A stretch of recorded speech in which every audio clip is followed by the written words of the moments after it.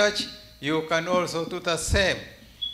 You can call us and we tell you how. Or we can tell you how you can join the nearest SDA church where you are. Thank you, Brother Roger. It's your time now to come and God to use you as He knows it's best for us all.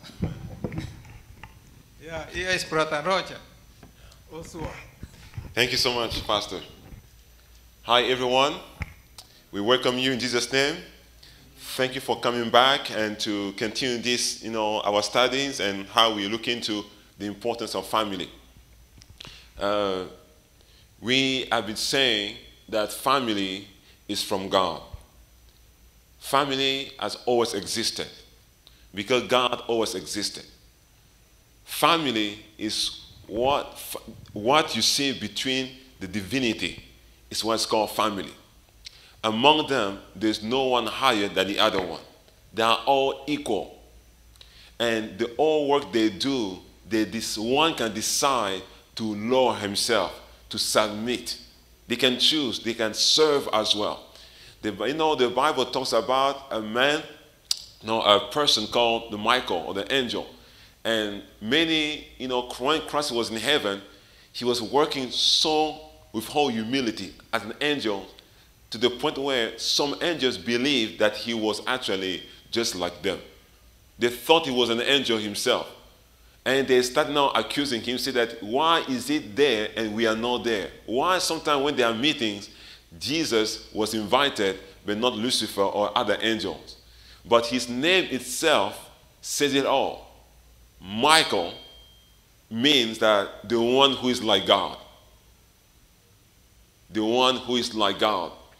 So sometimes someone can be so humble that we may confuse it with weakness, with stupidity. That because you can send me, therefore I'm inferior. In our culture, when I send you to do something, it means that I am superior. For God, that's not the case. The one who is working is the greatest. When you go, when you obey, God lifts you up. But in our culture, when I send you, it means that I'm superior. It's something that God wants us to remove from our mindset. No, you can still be humble and serve. At home, many men believe that kitchen does not belong to men. We all grew up like that. My uncle's place, I remember when we were growing up, men will not step in the kitchen. You can't just step in there. No way. Even for water, you can't. You ask your cousin, my sister, to go get the water or get food. No man can step in the kitchen. Or because they say the kitchen is for women, period. And that is it.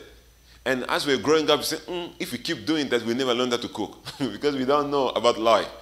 And then we find a way for us now to find a way now to cook for ourselves and to learn how to cook. It's important.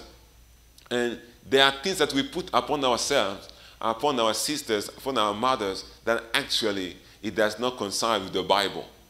We just say because that's how things are in our culture or in our family. The role that we give to someone to play should not be the same reason why the person is inferior. Are you together? The role that you have given someone to play should not have been the same reason you use against that person to say he or she is inferior. Service, when I serve, it doesn't mean that I'm inferior. It should mean that I love you so much that I rather be under for this moment because we are fighting in argument. Let me give you the upper hand. That's why if you go with me in Philippians chapter 5 or chapter 2 verse 5, and then we're going to pray and start our study for this evening. In Philippians, Paul talks about it. Philippians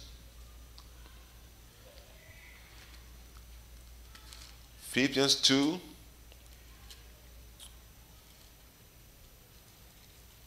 from verse 3. Philippians 2 yes. Say this. in from verse 1. Therefore, if there is any consolation in Christ, if any comfort of love, if any fellowship of the Spirit, if any affection and mercy, fulfill my joy by being like-minded, having the same love, being of one accord, of one mind.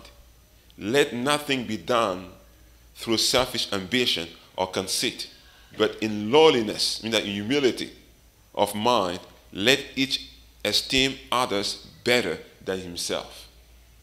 Do you hear that? In order for us to be one, there must be humility. You cannot have oneness without humility. So when God wants us to be one, He's asking actually for humility. There's no way we're going to reach that goal if we are not humble people. So sometimes once you are humble, it doesn't mean that you're weak. If you give way, it does not mean that you're weak, that you're inferior. It's because your goal and your vision is bigger than the moment where you guys are fighting. So at home, so people ask me, so is there headship at home? Yes, there's headship.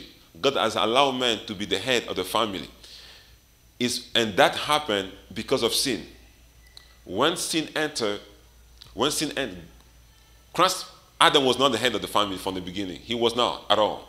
Nowhere, the Bible said he was the head. But sin entered, things were disrupted.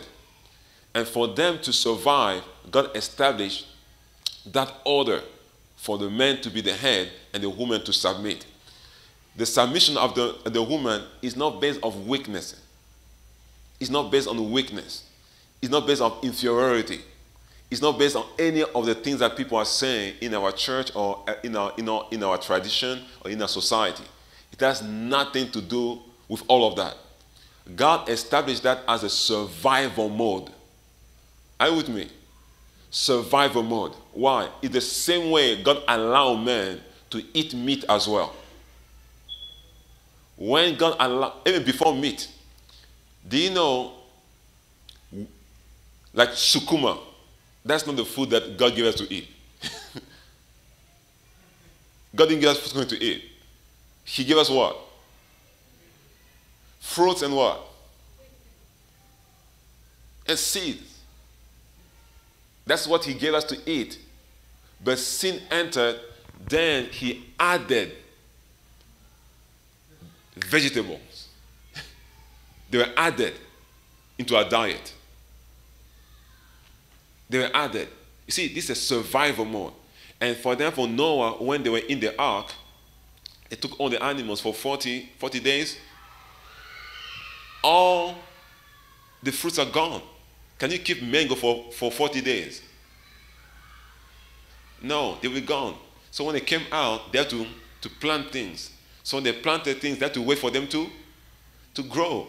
At that moment, God allowed them to do what? To eat meat. Survival mode. But everything God is doing, He does it with some manners. And the one who has the mind of God will see through it. Do you know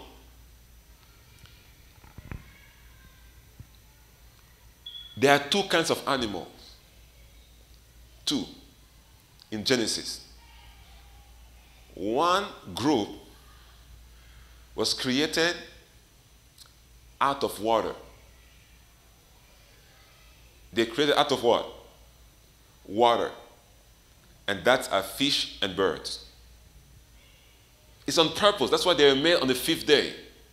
They are different. They don't have too much blood in them. White meat. Then on the 6th day, He made another group of animals from the ground. They have blood. Too much blood.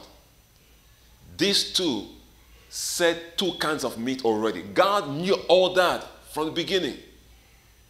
He knows how to deal with humanity, how our minds function. If we fall, that's how we're going to eat. So we start from the meat. He say, you know what? Now you're eating this, but now I want you to go back to this. Even if there's a meat to eat, the best meat to eat, for you to eat, is the white one. Less meat. And the more you eat the white one, when you're getting ready, now you go back to the vegetable. Slowly. You see, this is a survival mode. That's not what God intended, but we fell. Sin entered. So the ground is cursed. It's going to be hard to find food everywhere. You eat the food that's available to eat. And once you have it, God is not in the business of just removing food from you. Some people, there are some places where there are no beans, but just want to eat, they want to be vegetarian. No. If there's no fruit or whatever in that place, eat what's available. If it's fish, eat fish. If it's cow, eat it.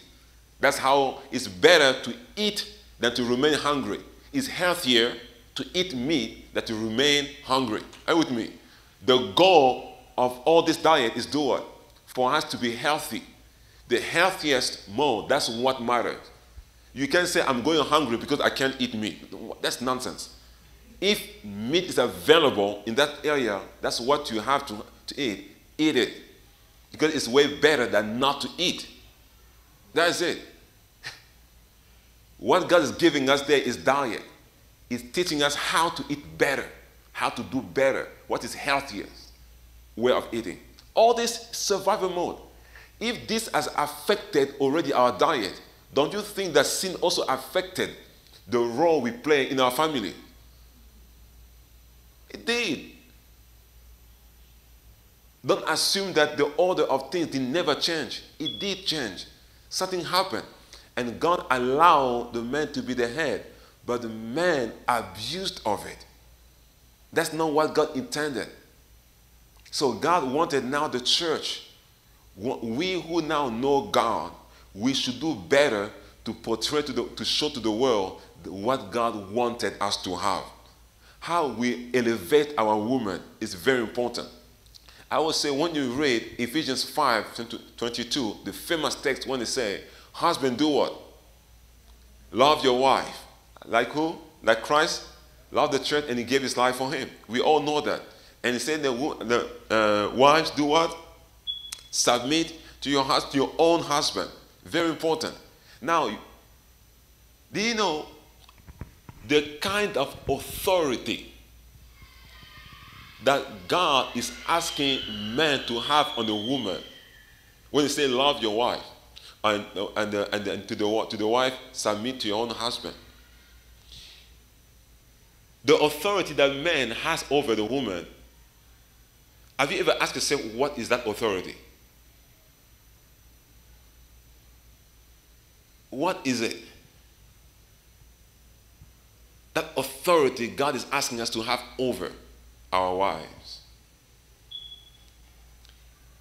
It is the authority of love. It is the authority of love. It's the same authority that Jesus has over the church. Jesus does not bully the church. He does not. Jesus does not force himself on people. He does not. He just loves you so much to the point that you yourself fall under his love in submission. Once the woman feels safe in your love, then she submits. Once the love is so magnificent, so clear, the person is easy to submit. Easy to submit. And she is not going to say, I agree to disagree. No. She is going to know that this man cares for me, and for all of us in the family, I can actually trust his love. But if you are a tyrant and you want people just to listen to you because you're the head of the family, she is going to obey not because of you, because God says to obey, not because he's obeying you at all. And she's saving the face of the family by submitting. Her submission in that case is not because you are right, it's because you are so wrong, and that she is trying to save the face of the family. Are you together? And God is doing that for us to learn how to treat everybody. You know, one of the things that I've noticed with what God is telling us in Ephesians 5 is this. He wants to teach us, not only men, but everybody, how to lift up someone who was put there on purpose. God allowed the woman to be here. Not because she's inferior, not because that's our place. He wants to see if you are going to say, honey, that's not your place. Come over here. Are you with me? God wants to see how you are going to react, how you will do it. And if you go like, oh, you're down there, God knows why you are down there, because you did something wrong. You know, it's the reason why you guys are down there. You stay there. That is it. Stay where you are, because that's where God puts you. No. God is doing that on purpose. That's not our place. But he wants you to do what? Uplift. To learn how to uplift. To bring people. We are in business of uplifting people. We are not to crush people's mind. We don't do it. Our work is to do what? Uplift people. Always. That is even the work of the church. It's always to uplift. Wherever you go, uplift the spirit. Uplift your house. Sometimes things are annoying. Sometimes things are frustrating because of the way things are at home or in the society. But your job has never to be doer, to crush, but to uplift. To uplift. If you think that the woman is there, uplift the woman. When Christ came, let's pray. Father, we want to thank you so much for the grace you've given to us. Your people have come.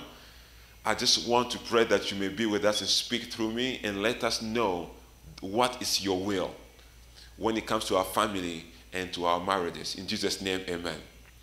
Do you know, when Christ was on earth, he never had any issue with a woman. Zero. He never had any issue with a woman. From Matthew to John, zero, nothing. All this time, just good is to save them, uplift them, save them, uplift them, save them, uplift them. This is his job. He has shown us how we should treat them. How we should treat them. And sometimes it's difficult because, hey, sometimes our sisters are difficult. You know, sometimes things are just difficult. You're going to say, man, I'm trying. But one day we were talking, and someone saying that women, they may not be strong physically, but they're strong with their mouth. they can talk. You know, they can destroy you with their mouth. It's true. They can actually just finish you with their mouth. They won't talk, just finish you, empty your energy, just with the word of the mouth. One day, we were in school, that's in Baraton, and we were talking for our friends. So with boys, against girls, we are just talking some issues, and you know, as students, we are arguing, we are laughing, and my teacher was passing by, Mr. Nyaben. He saw me there and said, Roger, come here. So I left the group again. I said, what are you doing? I said, now we are discussing, we are arguing with those ladies because they're saying some things which are not true. He told me that, are you crazy? I said, what do you mean? He said, are you crazy? Are you crazy to argue with a woman? I said, why am I crazy? I mean, those are my sisters, our friends, we argue, we talk. I said, no, man, you won't win anything. I said, can you argue with someone who actually has a dialogue with the devil? She had a conversation with the devil. And have you ever had a conversation with the devil? I went like, what are you talking about? I said, this woman, they talk to the devil face to face and they're fine. And then you come to talk to them. You see, that's how he viewed it. He said that they talk so that you can never talk. So don't argue with them. Now, I understood what you wanted to say, but you see, the belief behind it is just so not right. It's not right. Why do people talk? People talk because their feelings are being what? Suppressed. People talk because their feelings are being ignored. Babies cry is why? Babies, why do they cry? Because something is disturbing them. Something, that's their only way of speaking. They will use it. So they're going to use what they have. And people express themselves differently. And by the way, not all women talk. Others keep quiet. And their silence is even more dangerous. Did they keep quiet? That is it. You know there's trouble, right? Silence also is a form of talking. Others talk, the other one do not talk. Men, also some men who talk, they talk more than the woman. They will talk and they smash the table and they try to be overpowering. And that's what we talked last time. Why? Because we are using something, as Pastor mentioned last time, we are using something that was given to us for protection. We are using now to attack the members of our family. And that it becomes dangerous. When the person that was supposed to protect you becomes your enemy, you are in trouble. Do you know, not like this country here, U.S. military cannot shoot on any citizen in the U.S. They cannot. They cannot arrest you. They cannot do anything against you while you're here. They're not allowed to, because their mission is to do what? Is to attack, to protect against enemy from outside. That's their job. They cannot attack and hurt somebody here. You cannot deploy military against people of your own country. You can't, because they are there to protect us. But if the protection becomes now people who attack you, then you're in trouble. You are in trouble. And that's what a man is. A man is a protection. Something small I want to share with you as we close here is this. Go with me in Genesis 1. You are going to understand the beauty of what God had in mind. So what God is doing here is this. In Genesis chapter 1, you will see that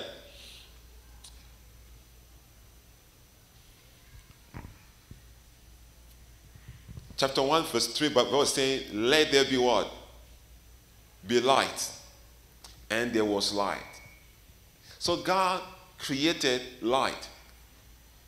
You know what he did? He created light. And you know what he fills light with? So, every time when God creates a thing, there are two groups of things he's creating, in two natures. One is the environment. It's the container.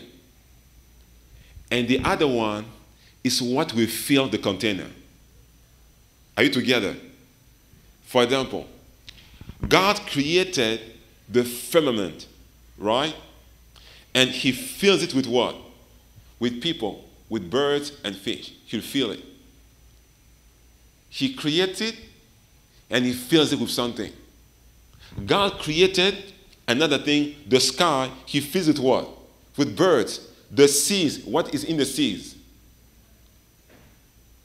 God created light, he filled with light. He created the firmament. The firmament, he put people in it. The sky, what is in the sky? What kind of animals is in the sky? Birds. The seas, like the ocean, what do you find in it? Fish. The dry land. When you made the dry land, what did you put there? Animals. And the vegetation, and he put also humans. So you see that you have something, the container, and you get what fills the container. Are we together? Now, when God created man first, man is a container. Man is a container. Man is the home.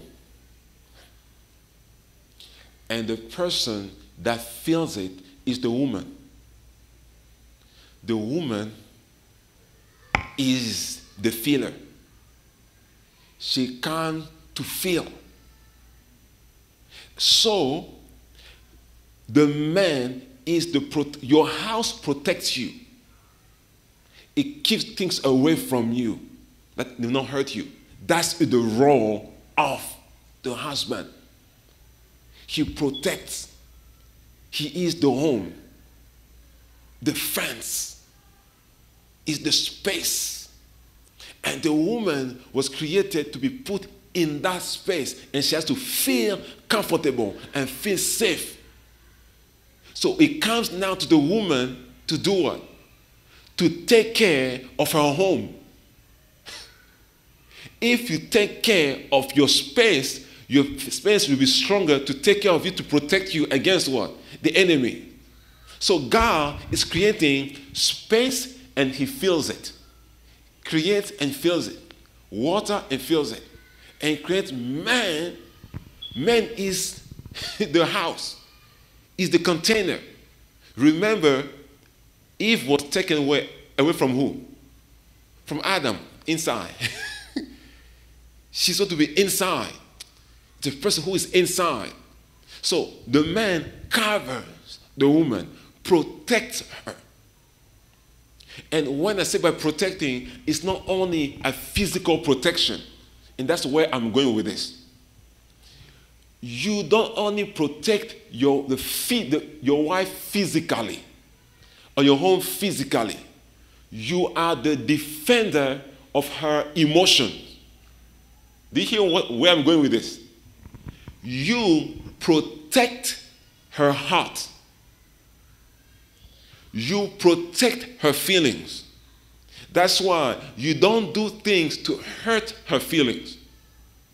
Some people will do things on purpose just to hurt feelings. I'm saying something here. If you ever wake up in the morning and you say, today I'm going to do something on purpose to hurt my husband or my wife's feeling, you're from the devil.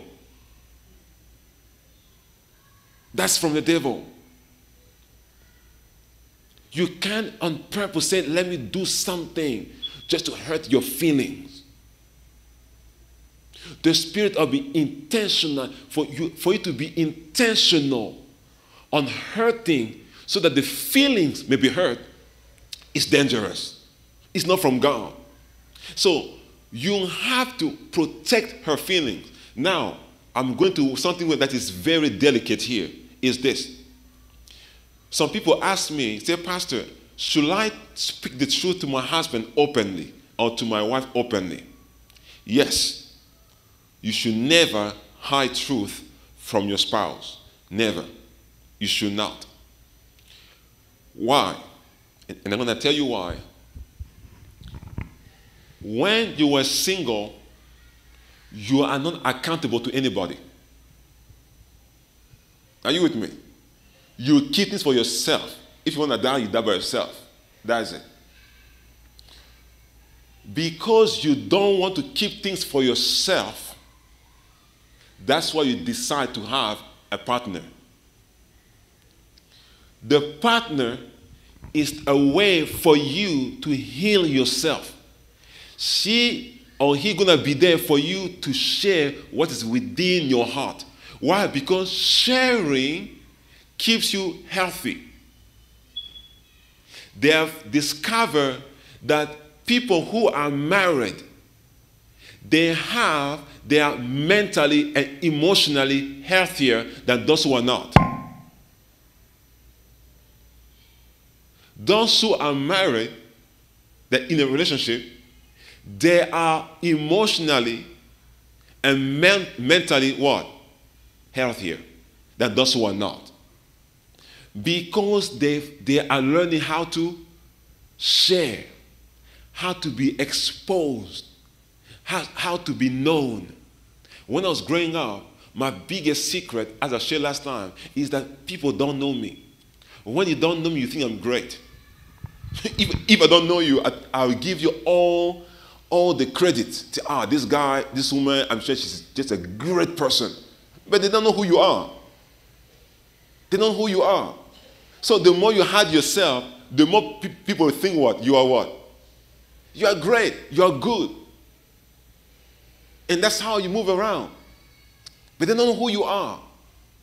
But then you are tired of this kind of life. You want someone to do what? To know you. That's why you engage in what? In a marriage. You want to be known. You want to be known. You want to reveal yourself.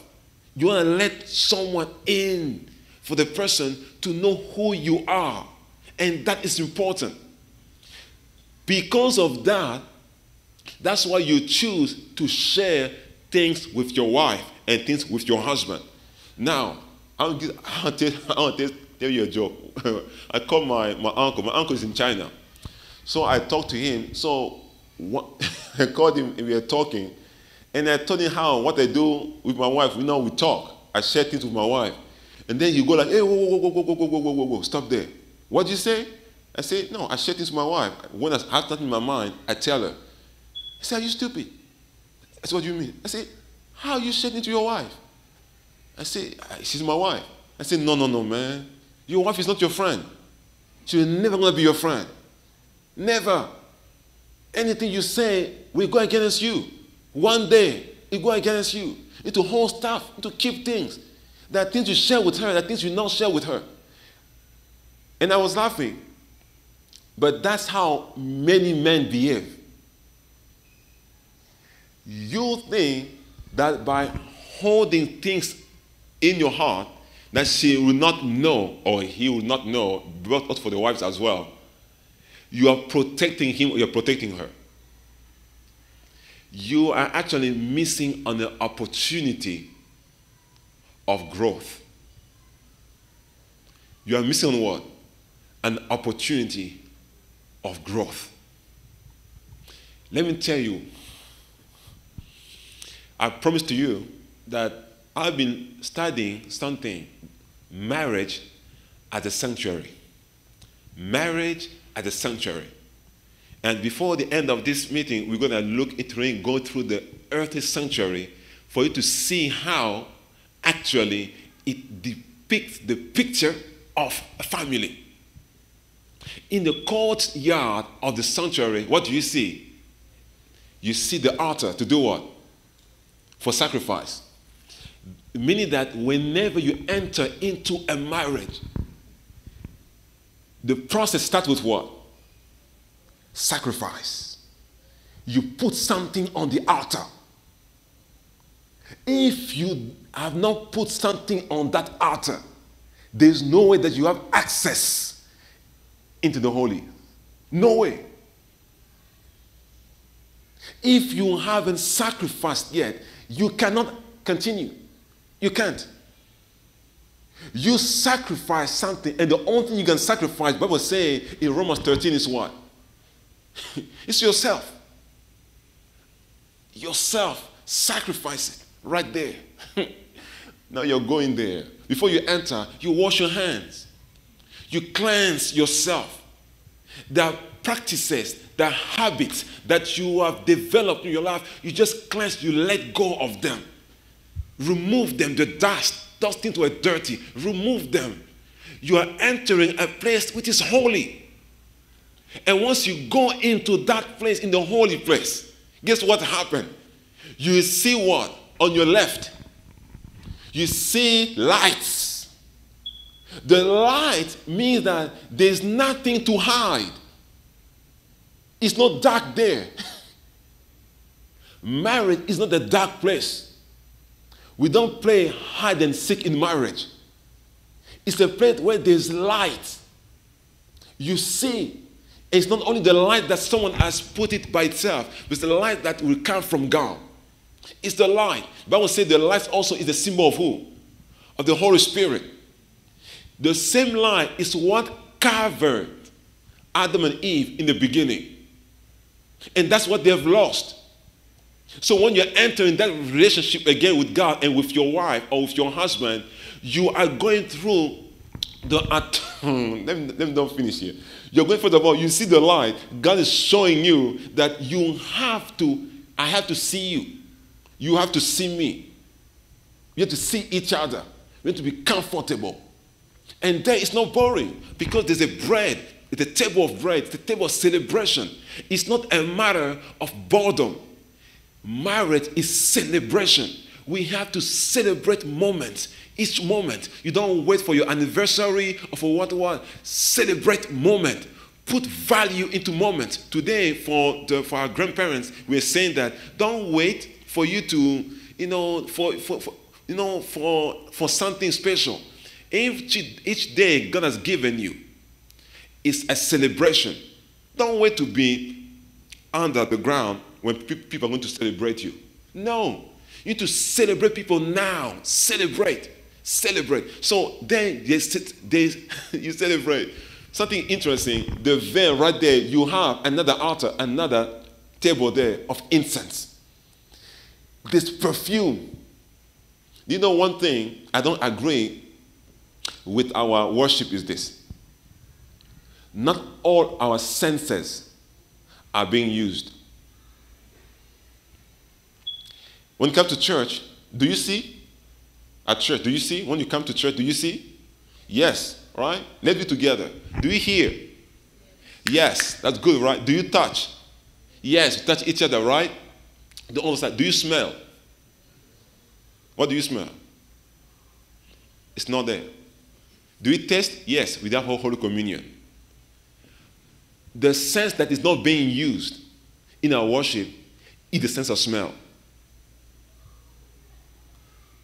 In Israel, they have incense that even you enter, this perfume, the incense will let you know there's something holy about the place. That's why Muslims are ahead of us.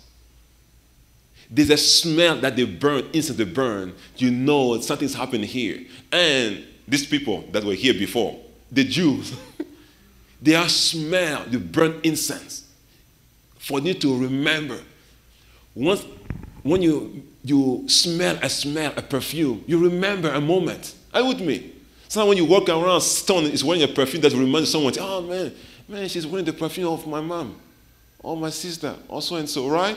The smell will bring you back what? Memories. So one of the things that we do not have, I know, if I burn an incense here, I'm fired as a pastor. I know that. But those things, they are useful. Going back to marriage, it means that there's a perfume. There's a togetherness. There's something that is elevating towards God. The prayer, as we know. Guess what? Christ removed the veil between the two compartments. Meaning that there's access from holy place to the most holy place. There's nothing to hide. The two rooms become one. One. There's oneness, the atonement. People are just at one together. Complete together. You share your struggle. You don't understand how much to tell your wife or tell your husband, say, honey, this deal, I'm anxious about it. I'm iffy, I'm afraid about this. Just to say to your wife, I'm afraid, it's not weakness. It is not. It takes a man to articulate his feeling. You need more energy and power and strength to articulate what is in your heart, to speak it out. If we don't say those things, we hurt ourselves, and you wonder why men die faster than women. Whereas women gave birth and they died the last. How in the world does that happen? How? They work more. They gave birth and they still live longer. They still live longer. And for we as men, we say, no, I want to be a man. I'm a man. I don't show my feelings. I'm a man. I don't cry. You're going to die. I mean, your emotion will just kill you. You need to speak out. You need to share. And the holy place is there for that. Most holy place and the holy place that are broken. There's nothing in between. You speak out. You say your fear, your concern. Speak it out. Lay it on the table. Let your husband know who you are. Let your wife know who you are. When you allow yourself to be known, you become a child of God. That's what makes you a child of God. God said, you will know me. Salvation is about knowledge. John chapter 17 verse 3. For everlasting life is what? For them to do what? To know. To know. You know, to know, the word to know is to be born together. To be together. To know, and like there's no boundary. Like your mind is my mind. We share. The more you share, the more you develop that, you're actually uplifting your wife, your husband. You say, husband, share with me. Share with me. I know it's going to hurt me, but share with me. Let us learn together and grow in pain. The more you do that, that's how you are growing to the point where you say, you know what? My husband, my wife cannot lie to me. Why? Because she has shared with me worse things than this. Worse things than this. We have been there. When you'll be laid down, when your time has come, the years have come, and we lay down, when you sleep as a victorious person, we can stand on your casket with full testimony. This man was a man. This woman was a woman. Not that we go out there, we create words. He was a good man. He was a powerful man. But in our heart, we say, he was not. He was not. He was not. You can't be a good man and you've left your wife for many years. You can't be a good man, you don't share anything with your wife. You can't be a good man and you hide money, land, things from your wife. You can't be a good man like that. Same thing for a woman. You can't be a good woman that thing that you didn't share. Say, no, pastor, things are not tough now. Men are difficult. Let me have my land. I think, what is glorious in you having your land by your own, and he doesn't know? What's glorious in it? What have you done? What have you accomplished? Nothing. Nothing. But when you learn to trust, that is divine. It's noble. That's what makes you to be a child of God. Yes, trust will hurt you. It will cost. It costs also your Father in heaven. Trusting will cost something. But that's how you grow. I'd rather get hurt after I've shared something to you than hold something that you don't know. Learn to share. Learn to speak out.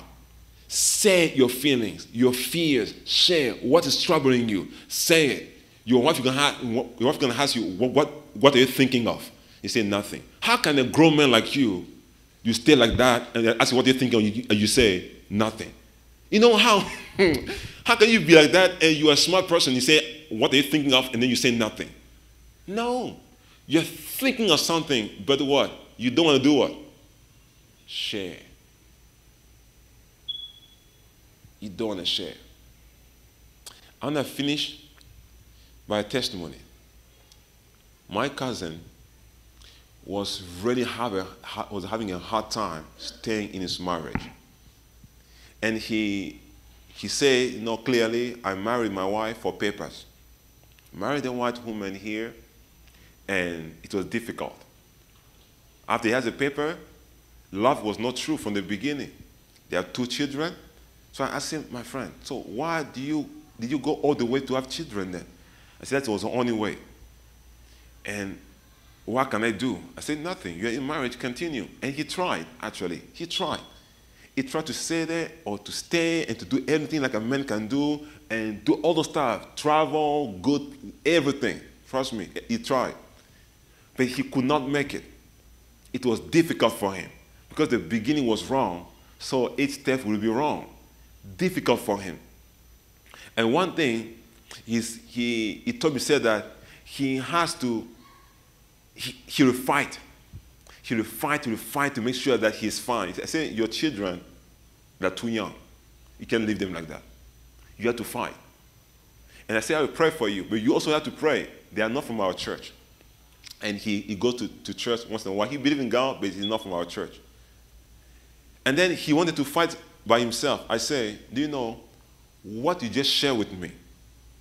Hear me out. What you just shared with me.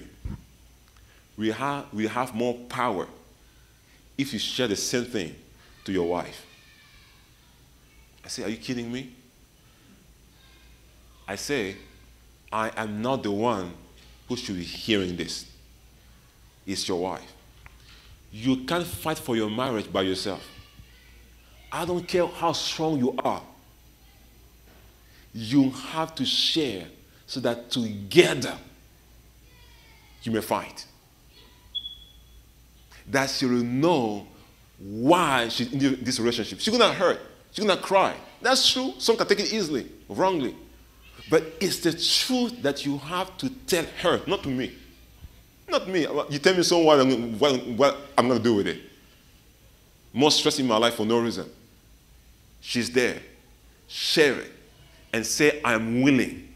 I am willing to start from scratch. I'm willing to start. I'm willing to start. And he say, I cannot do it. I cannot do it. I don't have the heart enough to do it. You know what happened? He left. After trying over and over. I say, did your wife ever know this? You know what? She never knew until now. She doesn't know.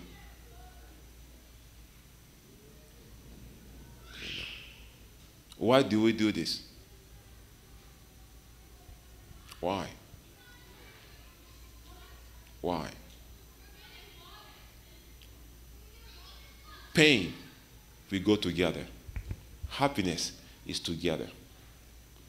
If you understand the idea of oneness, of the atonement, the fusion of two minds, of two lives, if you grasp that,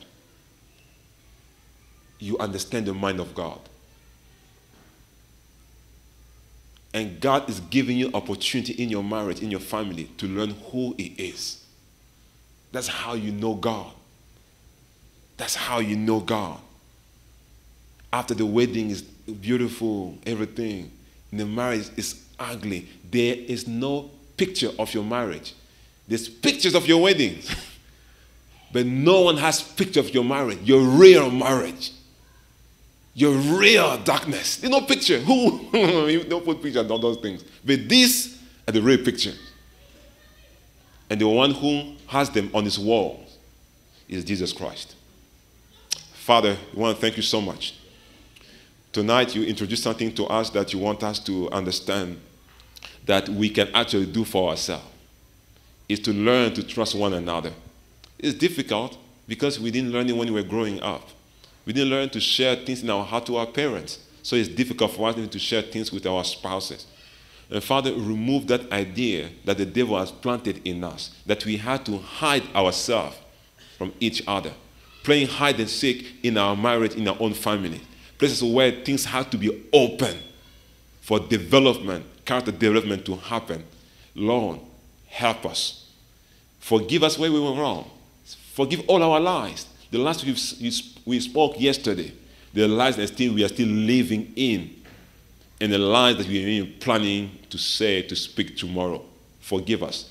Teach us to trust you in order to trust our spouses, in order for us to reflect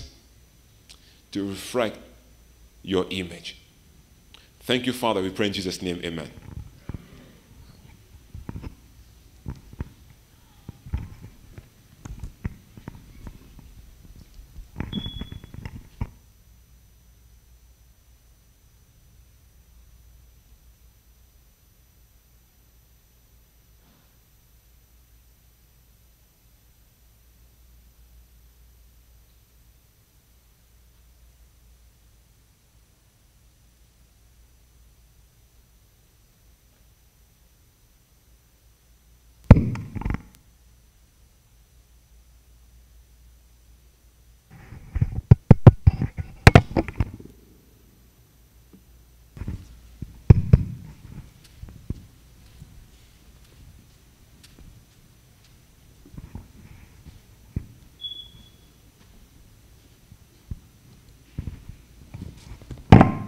Thank you, Pastor, for sharing with us the intention of God for the family. Authority and submission is a sign of love, not of imitating the other one. And we have taken many points that do not hide anything from the one you love. Nothing. But sometimes we say, what makes people, husband and wife, to have different bank accounts? No joint account. What makes them to do that? Are they really one? Which means they don't know each other. One is afraid of the other one. So they are not married. Yeah. Those are two several people staying under one roof. So may the Lord help us. May the Lord help us. Okay, when we walk with the Lord in the light of His word, what a glory He sheds on our way. 590. 590. As a way of just stretching up, we can stand and sing that song before we welcome the second speaker, Pastor Collins. 590. When we walk with the Lord. Hymn number 590. 590. When we walk with the Lord. When we walk with the Lord in the light of His word. Okay, let's go. When we walk with the Lord in the light of His word, what a glory He sheds on our way. What we do is good will. He helps us with our stain, and with all who we trust and obey. Trust and obey, for there's no other way to be happy in Jesus, but to trust and obey. Not a shadow can rise, not a cloud in the sky, but His smile quickly drives it away. Not a doubt, nor a fear, not a sigh, nor a tear can abide while we trust and obey. Trust and obey, for there's no other way to be happy in Jesus, but to trust and obey. Not a burden we bear, not a sorrow we share, but our toil it out richly repay. Not a grief nor a loss, not a frown nor a cross, but if we trust and obey. Trust and obey, for there's no other way to be happy in Jesus, but to trust and obey. But we never can prove the delights of His love until all on the altar we lay. Not a grief nor a loss, not a frown nor a crown, are for them who will trust and obey. Trust and obey, for there's no other way to be happy in Jesus, but to trust and obey. Then in fellowship sweet, we will say that is faith, or we walk by his side in the way. What he says we will do, where he says we will go. Never fear, only trust and obey. Trust and obey, for there's no other way to be happy in Jesus, but to trust and obey. No any other way but trust and obey. Jesus will lead the way. Shall we pray as the pastor comes? Father, we thank you for the message we are receiving from you, how you set the family and how you set marriages. So now we pray that help us to understand your will. And as Speaker Pastor Collins comes, we pray that may we understand also that you are soon coming to take us home. Thank you, accept us now as we continue, for we ask in Jesus' name. Amen. Yes, Pastor Collins, it's your time now. Come and share with us what God wants us to hear. Okay, we welcome him. He's coming. Let us continue coming as we listen to this word of God. Thank you, Pastor.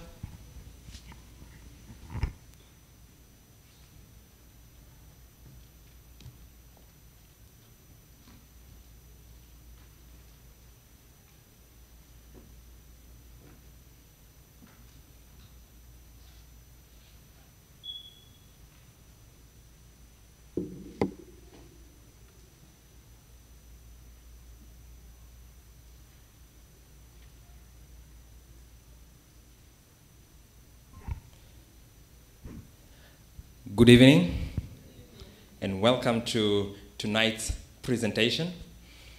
I hope